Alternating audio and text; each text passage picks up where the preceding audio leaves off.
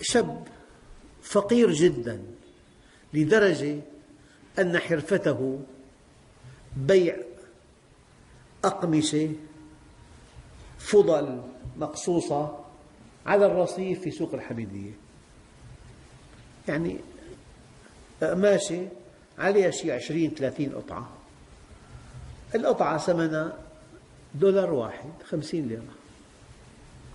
واقف، جاءت امرأة ليست من هذا البلد، من إيران، أعجبتها قطعة، أعطته ثمنها، أخذه ووضعه بجيبته. بعد دقيقة دقيقتين نظر إلى جيبه، في معه $100. منين جاب $100؟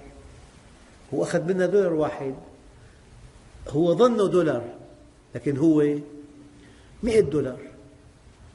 في محل أمامه، قال له رجاء عينك على الأقمشة. عدا نحوها مسرعا، بعد 200 متر لحقها لأختي، هي 100، مو أنا بدي أريد 1، هي 100. شكرته من أعماقها، دفعت له 1 وأخذت 100. صاحب المحل والله أمين هذا، $100 مناح، 5000 ليرة وبده 50 ليرة. لما شاف 100 ركض وقال له هي المبلغ. ما هو المحل كان صراف وصرافة منعت، يبحث عن عمل ثاني، وهذا بياع أقمشة. قال له بتشاركني؟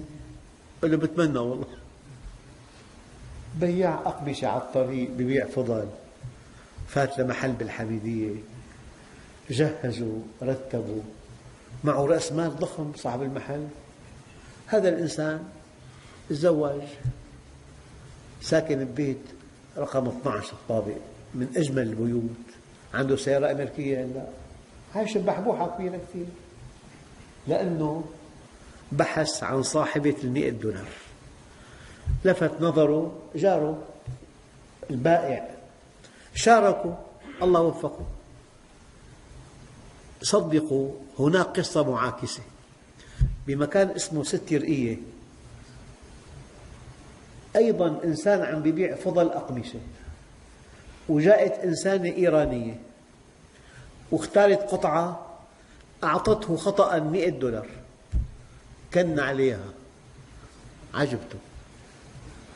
هي أثناء عد مالها في نقص $100، اشتكت للشرطة، دلتهم على البائع، جابوه مغفورا، أنكر، قتلوه، قام اعترف، أخذوا $100. حتى ما يحولوه للنيابة العامة أخذوا منه $5000 ليرة. وأكل قتلة. أقسم لكم بالله القصة نفسها، واحد مؤمن كان بياع أقمشة على الرصيف، قام صار تاجر أقمشة وعنده بيت وسيارة والله أكرمه، لأنه رجع $100 لصاحبه. والثاني نفس الشيء $100 كن عليها، اعتبر حاله شاطر، وهي تورطت معه. ومن يطع الله ورسوله فقد فاز فوزا عظيما، فاز فوزا عظيما. ومن يطع الله ورسوله فقد فاز فوزا عظيما، فاز فوزا عظيما.